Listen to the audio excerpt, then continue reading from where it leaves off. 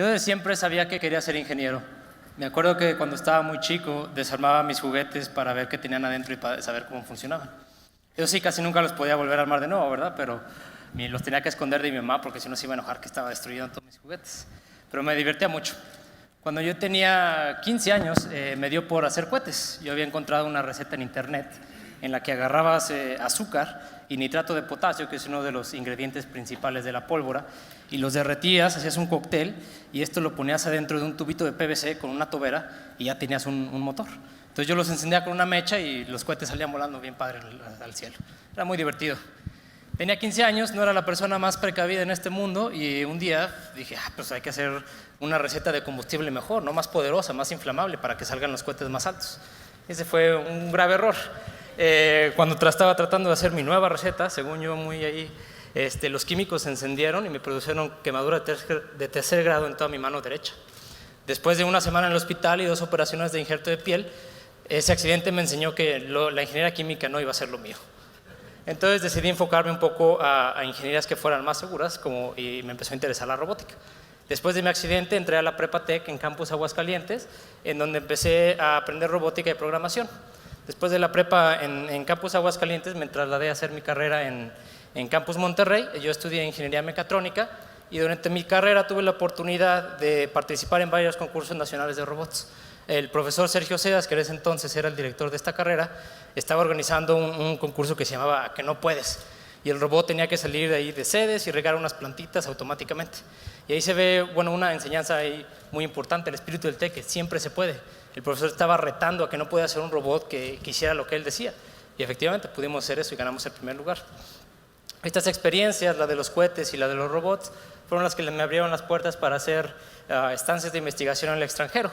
La primera de ellas fue en Carnegie Mellon University en Pittsburgh y ahí estaba trabajando yo en el departamento de robótica planetaria. Entonces imagínense, estamos investigando cómo poder mandar robots a otros planetas, algo que a mí me encantaba, estaba fascinado. Y ahí fue donde me engancharon en la ingeniería aeroespacial. Yo sabía que tenía que hacer algo relevante con la ingeniería aeroespacial. Después de esta estancia tuve la oportunidad de ser invitado por el doctor Pablo Lozano, que de hecho estaba aquí, va a dar su plática en el bloque 3, que también es Exatec. Él ahorita es el director del Laboratorio de Propulsión Espacial en el MIT y él me invitó durante un verano para hacer investigación con él. Y en este verano fue donde empecé a trabajar con nanosatélites, que es lo que les quiero platicar. Pero antes de empezar con nanosatélites vamos a poner muy claro qué es un satélite. Pues yo defino un satélite como un robot que está en órbita. Un robot es una máquina que tú puedes controlar con ondas de radio, le dices que haga, a dónde mirar, puede medir propiedades del espacio, ver cómo funciona el universo, etc. Generalmente los usamos para telecomunicaciones, ¿verdad? Para internet o celulares. Pero bueno, estos satélites, los satélites tradicionales como el que tiene DirecTV o como el que tiene el Morelos 3 que acaba de lanzar México hace un año, estos satélites son unos monstruos. El puro satélite, como se ve en esa imagen, es del tamaño de una camioneta. Los paneles solares se pueden extender hasta decenas de metros y cada uno de ellos pesa casi 3 toneladas. Entonces se pueden imaginar que para lanzar este monstruo al espacio, pues necesitas un cohete muy grande y esos cohetes muy grandes salen muy caros. Cada uno cuesta $200 millones. Como cuesta el lanzamiento $200 millones, cuando el satélite esté en órbita no quieres que falle, no puede fallar porque si no pierdes todo ese dinero de los 200 millones. Entonces estos satélites se tienen que desarrollar con muchísimo cuidado, probarlos una y otra vez para asegurarte que no vayan a fallar. Empresas como Boeing, que es el que construyó el satélite mexicano Morelos 3, que se llevó casi 5 años en desarrollar este satélite. El costo del puro satélite para México fue de $300 millones. Más los 200 millones de lanzarlo, en total a México le costó poner Morelos 3 en $500 millones. No sé cómo está el dólar ahorita, pero imagínense en cuánto salen pesos, no me quiero ni imaginar. Entonces, estos satélites nadie los puede poner en el espacio, son muy caros. Entonces, ¿cómo podemos reducir el costo? Abrir las puertas para que universidades como el TEC u otras universidades e instituciones puedan mandar sus propios satélites. Y aquí es donde entran los nanosatélites. Los nanosatélites son satélites que son del tamaño de una taza de café, algo de este tamaño más o menos. Y se puede hacer un satélite tan pequeño debido a la miniaturización de electrónicos. Un iPhone, por ejemplo, ahorita tiene un procesador ahí muy poderoso, una cámara muy buena. Entonces todos esos electrónicos los podemos meter en ese paquetito chiquito, lo lanzamos al espacio, entonces ya podemos tener un satélite que tome fotos de una forma muy barata de la Tierra. Estos satélites son tan pequeños que generalmente chavos universitarios, unos 20 o 15 chavos, pueden desarrollar uno de estos satélites desde cero en menos de 2 años. Estos satélites, una vez que ya los tenemos construidos, hay que mandarlos al espacio, ¿verdad? Y para mandarlos de forma barata hay generalmente dos opciones. La primera es básicamente pedir un aventón. Imagínense que tenemos un cohete que va a mandar un satélite grandote como el Morelos 3. Le pedimos, oye, ahí no tienes un huequito. Dice, ah, sí, mira, entonces pones tu nanosatélite chiquito ahí en el huequito que les queda en el cohete. Entonces ese cohete sale de la Tierra, una vez que está en el espacio, eyecta tu nanosatélite y entonces tú ya estás en órbita. El cohete sigue y ya deposita al Morelos 3 o a otro satélite donde tenga que ir. La segunda forma de lanzar estos satélites es a través de la estación internacional donde viven los astronautas.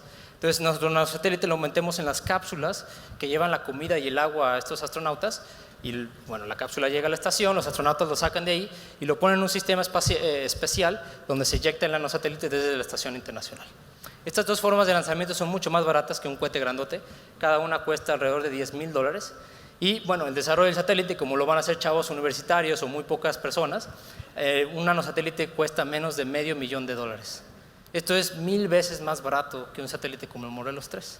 Entonces imagínense cuántas instituciones o compañías pueden lanzar estos satélites y cuántos de ellos podemos mandar. En lugar de uno podemos mandar cientos. Y bueno, aquí la pregunta es, bueno, un satélite tan pequeño, ¿qué es lo que puede hacer? Y la respuesta es muchísimas cosas.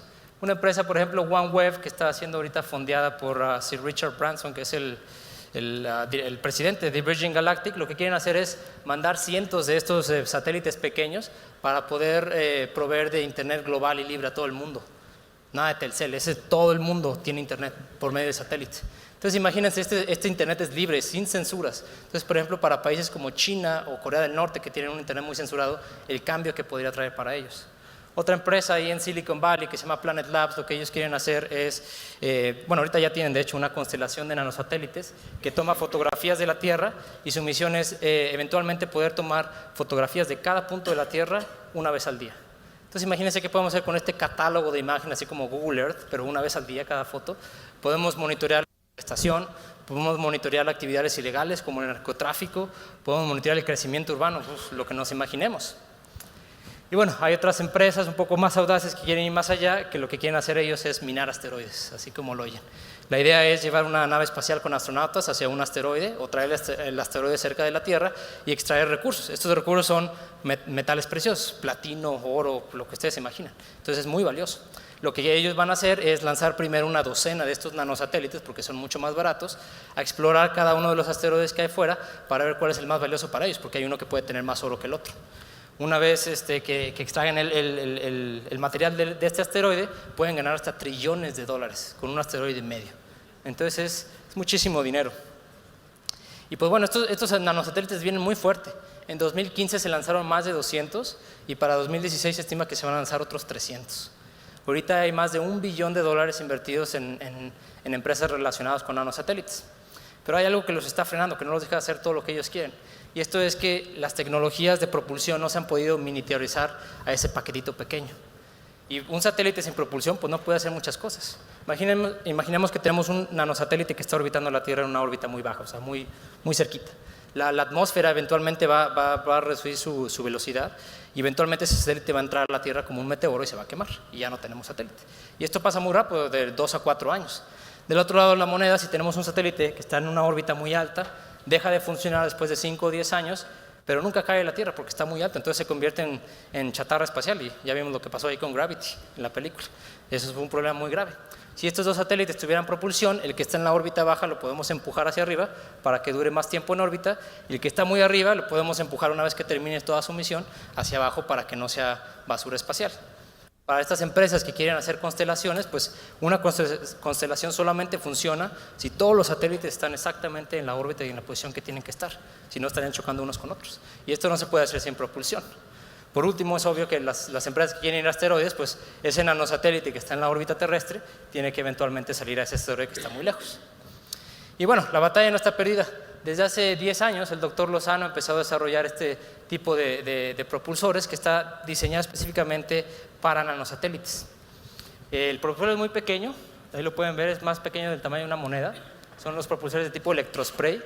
Y si pudiéramos ver adentro de estos propulsores con un microscopio, lo que veríamos serían muchas puntitas, como se ve ahí en el dibujo de arriba. Estas puntitas están hechas de un material poroso que se impregna con un líquido especial. Arriba de estas puntitas ponemos una rejita que tiene agujeritos que se alinean con las puntitas. Este líquido especial es un líquido que tiene iones positivos y negativos. De la misma manera que cuando ponemos sal en agua se disocian los iones de la sal en positivo y negativo. Entonces impregnamos todo ese material poroso de las puntitas con este líquido especial y aplicamos electricidad entre la rejita y las puntitas de abajo. Entonces esta electricidad atrae a ciertos iones de la misma manera que un globo cuando lo frotas con tu pelo atrae pedacitos de papel, ¿verdad? Entonces estos iones se van a ir a las puntitas y eventualmente salen de las puntitas, son acelerados por esta electricidad que está entre estos dos componentes y eventualmente sale por los agujeritos. Y eso es lo que proporciona el empuje para la nave espacial. De la misma manera que un cohete tradicional echa humo y fuego por su tobera. Aquí la única diferencia es que estos iones que están saliendo de este dispositivo están saliendo a 10 kilómetros por segundo, que es mucho más rápido que el humo y el fuego que sale de estos cohetes tradicionales. Si tuviéramos un coche que pudiera ir a 10 kilómetros por segundo, podríamos llegar de Monterrey a Saltillo en 10 segundos solamente. Entonces están yendo muy, muy rápido. Estos propulsores no producen mucha fuerza, alrededor de 10 micronewtons, que equivale al peso de un mosquito. Entonces casi nada de fuerza. Pero en el espacio no hay fricción y estos motores son tan eficientes que los podemos disparar por días, meses o inclusive años si es necesario, porque consumen muy poco combustible y eventualmente esa fuerza vamos agarrando vuelo y entonces ya podemos hacer cosas interesantes con nuestro satélite. Yo en mi investigación, ahorita para continuar la historia que les estaba contando antes, yo ahorita soy estudiante de doctorado en el Departamento de Ingeniería Aeroespacial del MIT. Específicamente trabajo en el Laboratorio de Propulsión Espacial, donde mi investigación se enfoca en medir o caracterizar el empuje que estos motorcitos producen.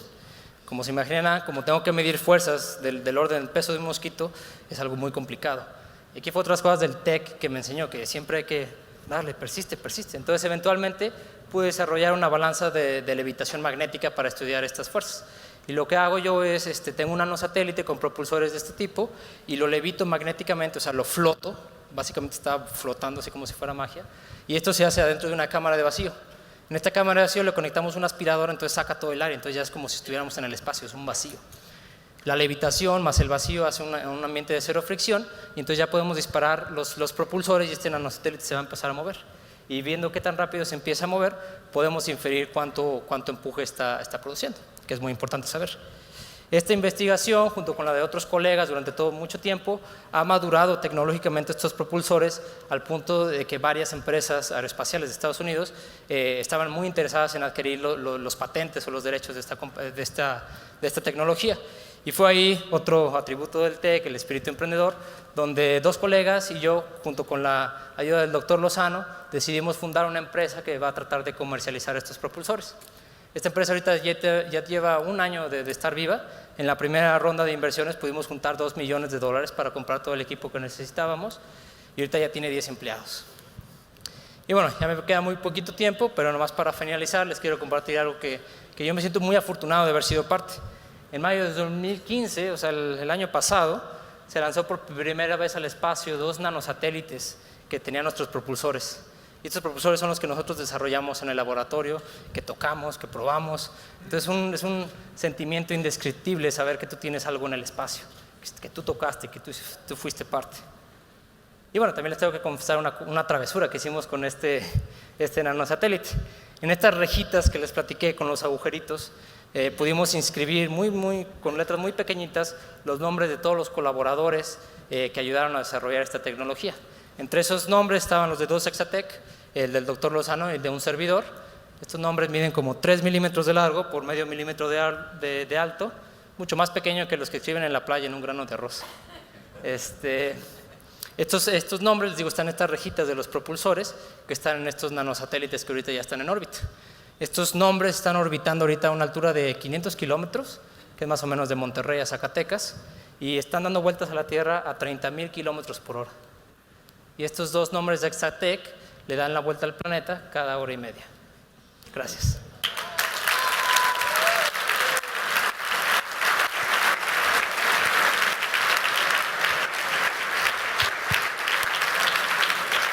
Muchas gracias, Fer. Ahora vamos a dar inicio a la sesión de preguntas y respuestas. Muy bien.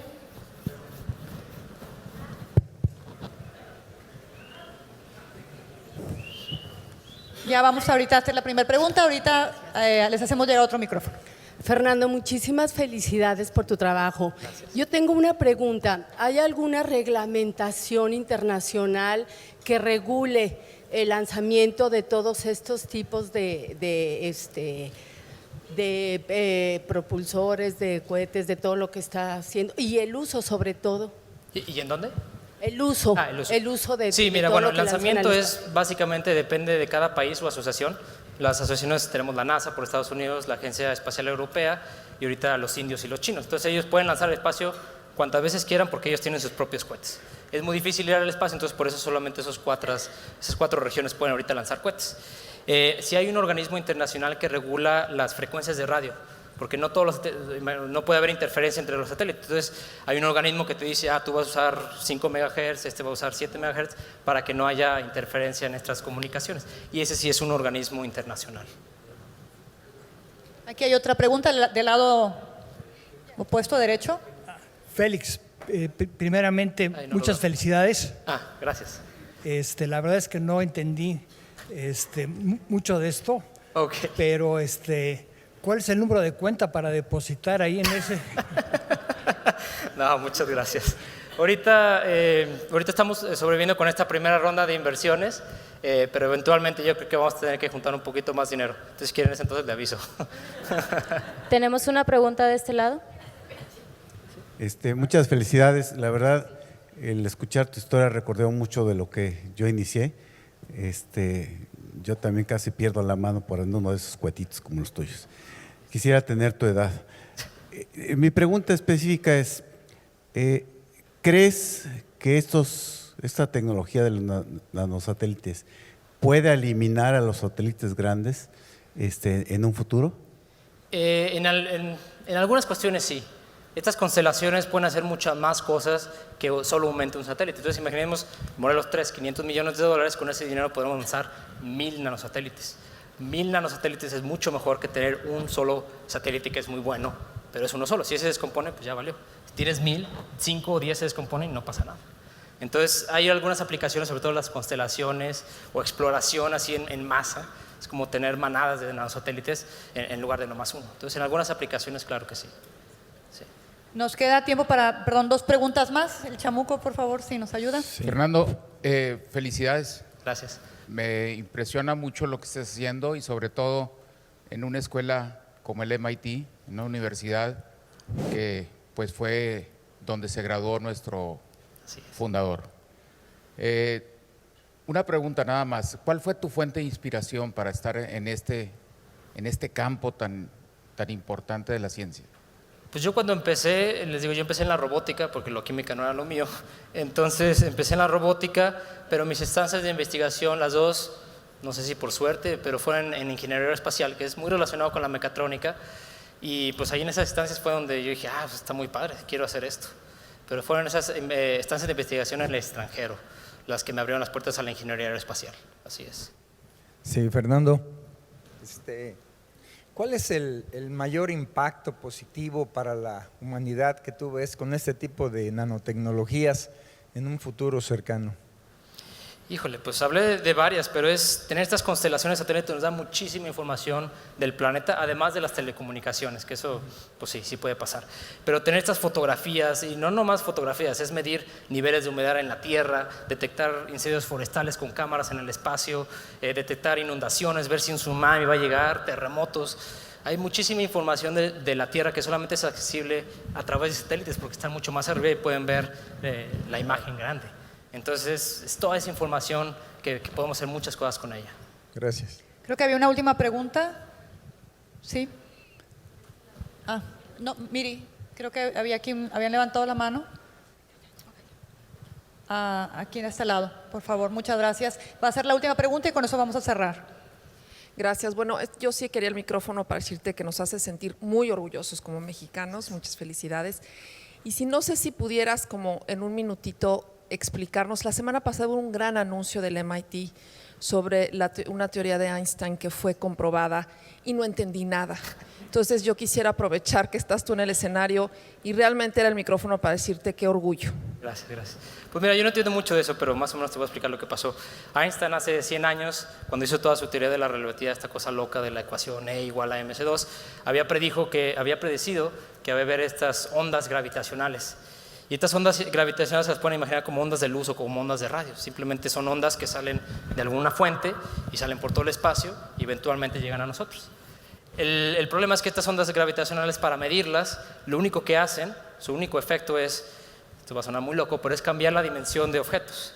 Entonces, por ejemplo, si ahorita viene una onda gravitacional hacia nosotros, esa silla va a medir nanómetros, así menos, durante el tiempo que se dure. Entonces, para poder medir ese cambio de distancia se necesita un experimento muy grande. Ahorita, de hecho, tienen 2 centros con túneles de 4 kilómetros para poder medir este cambio de distancias. Lo que pasó es que estos 2 centros que tienen en Estados Unidos midieron este cambio de distancias al mismo tiempo, entonces pudieron deducir que realmente había pasado una de estas ondas gravitacionales. Y con la información de cómo cambió esa distancia, pudieron deducir que esto fue a razón de que había 2 hoyos negros en la galaxia de no sé dónde, en el hemisferio sur, con tal y tal masa que se habían juntado. Entonces un hoyo negro es un objeto con mucha masa, con mucha gravedad, entonces se juntan y cuando chocan es cuando salen estas ondas gravitacionales. Eso fue más o menos lo que pasó. Muchas gracias, Fernando. Gracias por tu tiempo. Gracias.